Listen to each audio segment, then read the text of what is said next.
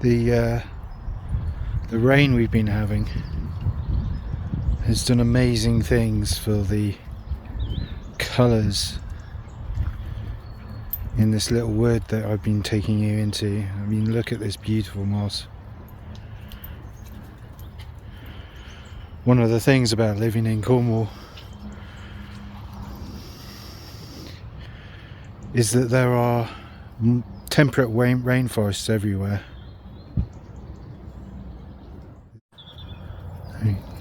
Look at all these gorgeous colours.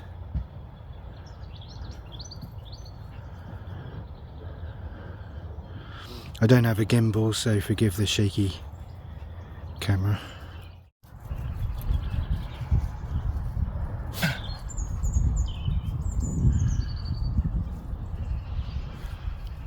Cornwall's famous for its daffodils, its daffodil hedgerows.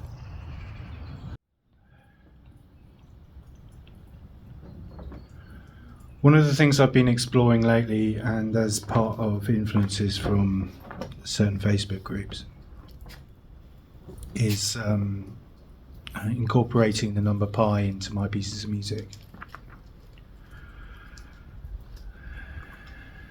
Pi is a very interesting number, or even just the idea is an interesting number, because it's kind of one of those numbers that isn't a number.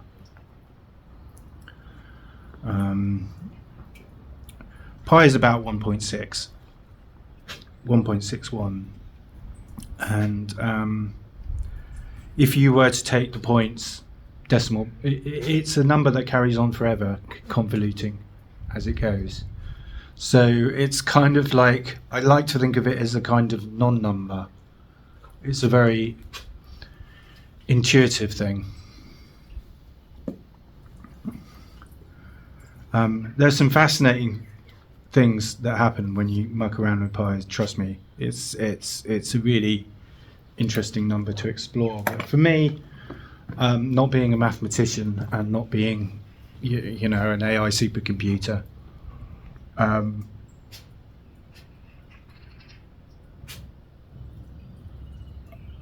like to talk and think about the general connotations of these kind of numbers. There's a couple of ways you can incorporate these convoluted numbers into your compositions.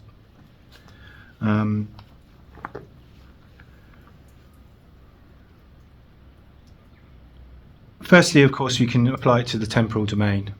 So we can have non-integer style loops running along our compositions. Loops which sound regular but seem to shift and warp because they don't actually match the loops that we're using. Now the thing about numbers like pi is that you'll never get them to match. and I have to wonder if that's how we're actually meant to be writing our music. As sequencers and electronic musicians, we seem to be very fixed on the idea of repetition. But maybe repetition isn't the natural way to go after all. Maybe nature craves imperfection.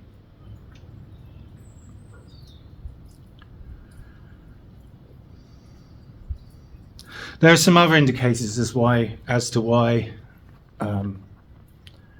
nature wants imperfection. If you know anything about just intonation, you'll realize that when you take a root note and then you take a perfect fifth above the root note, which is a very low order fraction, and that's one of the reasons why it sounds so great. And then you take that new fifth as a root note and take a fifth above that, it goes out of key. Yeah. So it's not like working with standard 12-tone instruments.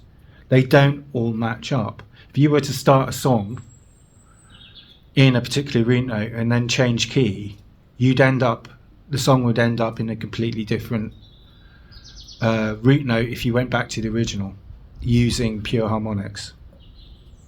These numbers, they're not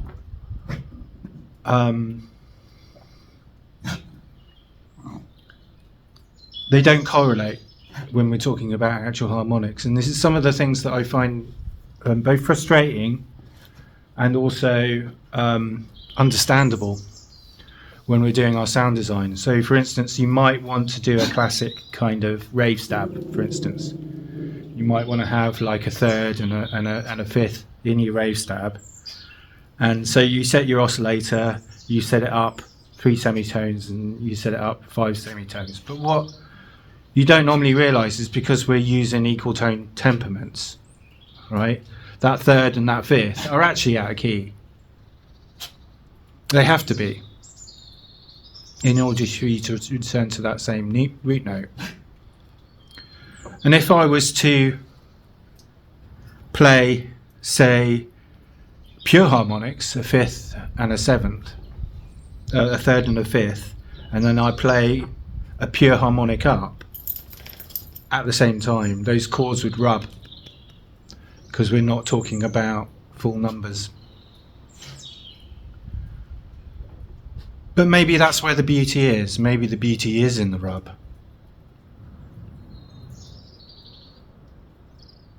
It's up to you to decide when you're doing your sound design which and your compositions which kind of harmonic scaling you want to use. But maybe next time when you're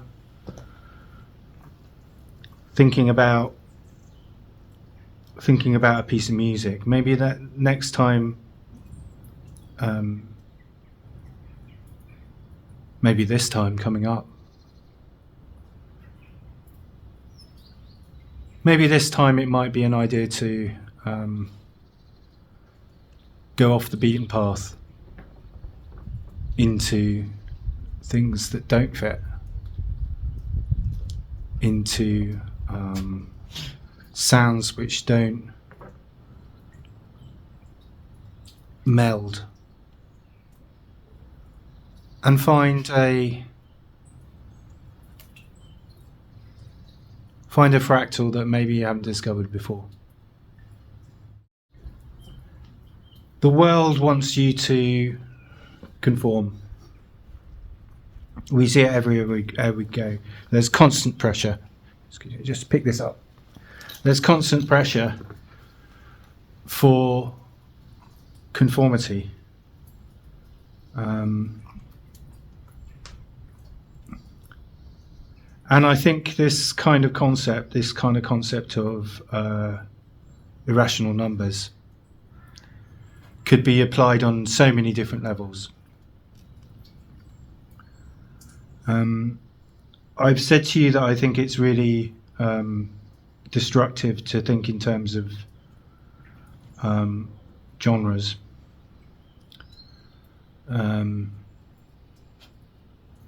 Because genres tend to lead to product a sanitized, soulless, idealist song that ends up on your hard drive just taking up space. We all do that. Coming from my youth, when I was very, very concerned with making music that people liked, making music that fit a particular profile. In that it was kind of tech breaks back when I was a kid, back when I was a youth. I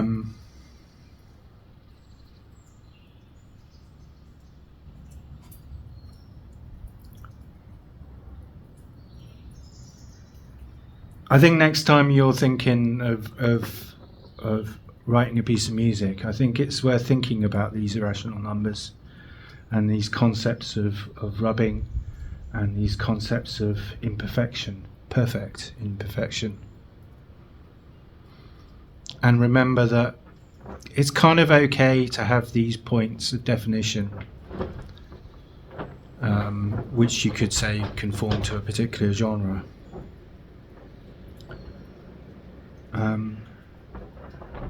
But it's simply not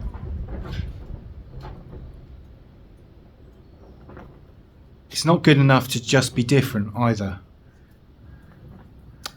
Without that point of reference, as we talked with rhythm, you can't reach that phenomenological state, which is where you connect with the listener.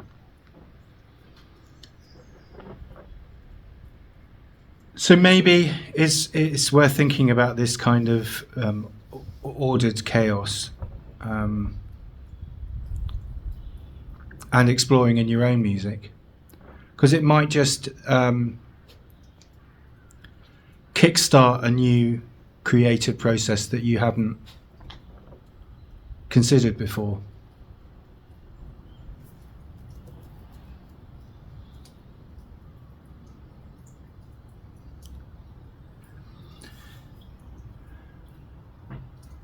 I suppose the point being is that sometimes the more you try to define the song that you're writing on, the tune that you're writing with, the more you shift into the Tiga and Integer, and the less you go away from the infinite. And I think it's the infinite which is where the beauty or the emotion lies. There's more to talk about on this subject. So I look forward to seeing you again, and I hope this is something which you find useful when you're sitting down in the studio having a coffee. I really enjoy doing these blogs, but one of the things that I'm quite keen on not doing is adding music to the blogs, because I feel it's important for everyone to have time away from music, and it's one of the reasons why being out here is really good for my own creative process. So the blogs won't be regular every day, because that's too much like rational numbers. But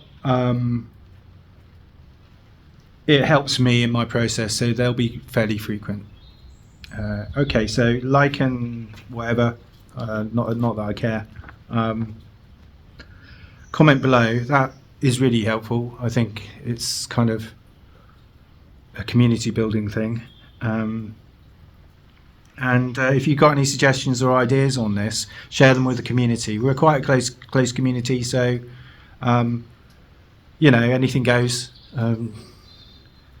See you soon.